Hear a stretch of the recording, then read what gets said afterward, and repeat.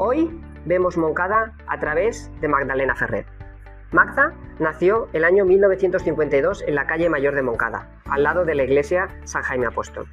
Desde muy joven se dedicó a la educación, un interés que la llevó a inaugurar, junto a su hermana, el parvulario de la calle María.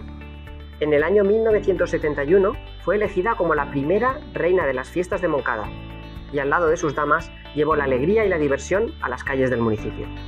Casualmente, en 1996, 25 años después de representar a Moncada en las fiestas patronales, su hija mayor fue elegida como reina, todo un orgullo para ambas.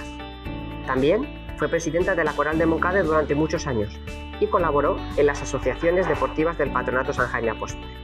Una vida representando los valores de Moncada que hoy vamos a descobrir. Bueno, Magda, primer lloc, moltíssimes gràcies per rebre-nos en ta casa.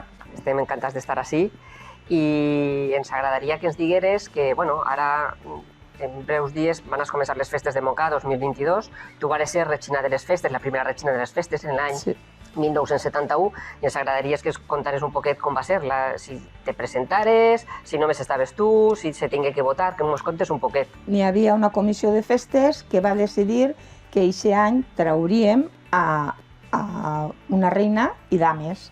Entonces se presentaren moltes xiques, cada una d'una associació o d'una claveria.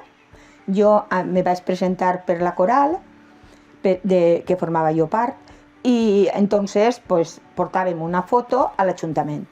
I la comissió, entre tots, elegien a la reina. Y entonces pues, a mi me va tocar ser la primera, cosa que jo me pensava que no era jo, que era Gemma. I la vaig il·lusionar a ella i quan aplegàrem així a casa pues, se donaren compte que no era ella, que era jo la que era la reina. I vaig ser la reina. I Magda, mos agradaria saber com eren les festes patronals en aquell entonces, en l'any 1971. Pues les festes eren molt diferents a les que són ara, perquè participava tot el poble.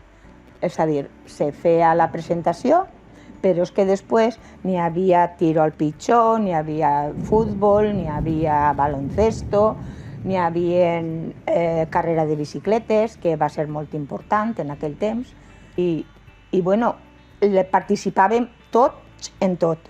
Nosaltres anàvem a cada acte que fem, anàvem acompanyats de la comissió de festes i la comissió de festes ens acompanyava a nosaltres. És a dir, nosaltres després d'acabar la faena que teníem eixe dia, se tornàvem a reunir i fem un soparet així amagatall en casa d'este, en casa de l'altre, perquè ens agradava estar junts. I una cosa, estem en el carrer Major, la casa està en el carrer Major i crec que molt proper d'ací és on se feia l'elecció o la proclamació de la regina, la presentació... En el parque, que entonces era lo més bonico que tenia Moncada, el parque davant de la iglesia, on se feien tota classe d'actes, tant de concerts com de teatre, com de tot, vamos, ahí és on fem nosaltres la vida. I de totes les festes, què és el que més t'agradava? De totes les festes, agradar-me, m'agradava tot. Que de vesprà teníem futbol? Doncs de vesprà futbol.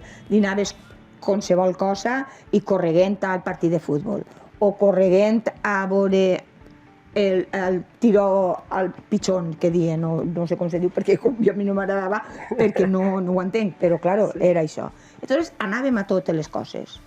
I entonces me s'antoixa que era més de poble. Perquè quan feien els carros, això dels carros que anaven en l'arena, tiro i arrastre, doncs eren coses boniques i que se feien i que la gent cooperava.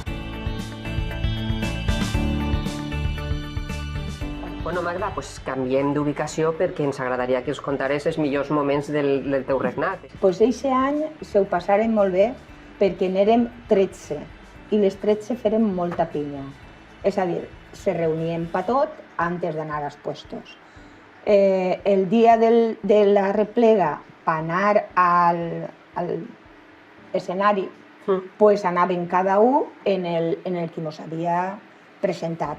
És a dir, portàvem jo el representant de la coral, la del musical, la de la Mare de Déu, la de Sant Miquel, cada un portava el seu acompanyant. Què passa? Pues que s'ho passaren bé. El dia de la representació n'hi hagué problemes perquè jo no m'havia pintat mai, volíem pintar-me els labios, no podia pintar-me els labios perquè no sabia, vingué una xica, no te preocupes que jo te pinte. Me pintaren, però jo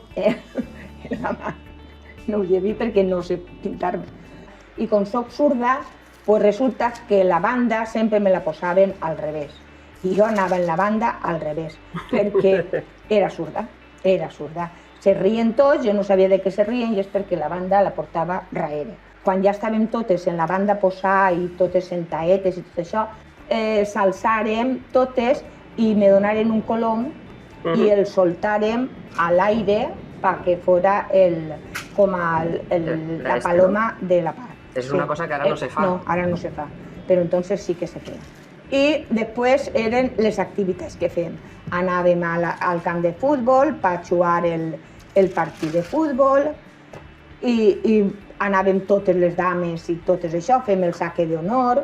I fet el saque d'honor... Que jo perdia la sabata cada volta que xutava, perquè entre que no sabia anar en tacons i entre que me feien xutar, pues Crec que tirares un parell de vegades i les dos vegades me se m'isqueren. vola la sabata. Sí, les dos vegades. I després, al final, l'últim dia, el dia de Sant Jaume, era quan fèiem la carrera de bicicletes, que tenia molt anomenada la de Montcà. Era molt important. I vingué gent molt important, com per exemple Bamontes. Ja sí, estàs tu donant-li un premi, no? A Bamontes. Sí, la medalla. Primera línia a Montcà en la volta ciclista. Sí. Després isquerem tots en la cabalgata, fèrem una carrossa i anàvem totes en la carrossa.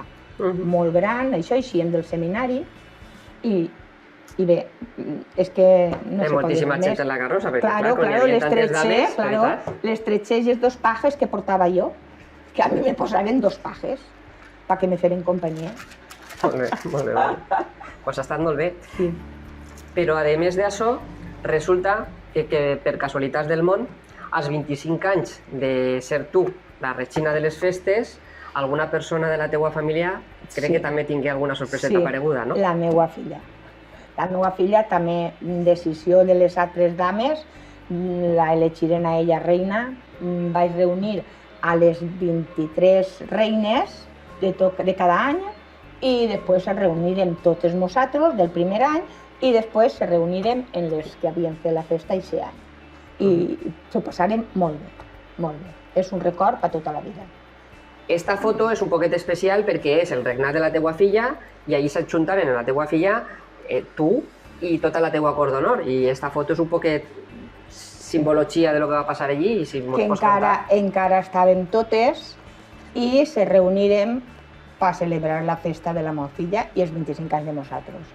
I estava Vicenta Moreno, Mari Carmen Granell, Cristina Valerio, Mavi Carreres, Mari Carmen Sepúlveda, Gemma Palanca, Elisa Barrera, Amparo Palanca, Belinda Pérez, Amparo Alós, Mari Carmen Gascó y Amparo Torres.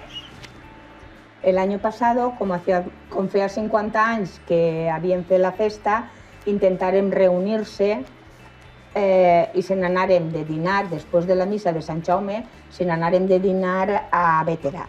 I allí s'enjuntarem totes, menys les tres que mos faltaven, que era Mari Carmen Granell, Vicenta Moreno i Gemma Palanca.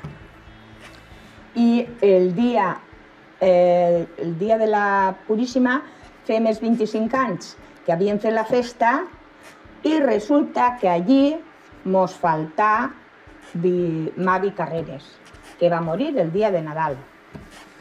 I entonces en vez de 13, pues menos 4, són 9.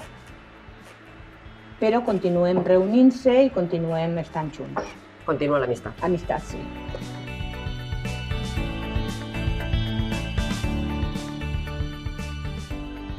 Pues Magda, moltíssimes gràcies per haver-nos obert la casa, per haver-nos contat el teu inolvidable any de Xina de les festes, i ens agradaria, per a concloure, si mos podies definir Montcada en 3 paraules.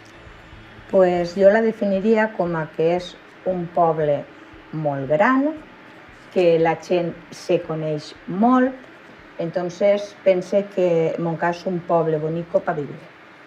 Pues moltíssimes gràcies, Magda.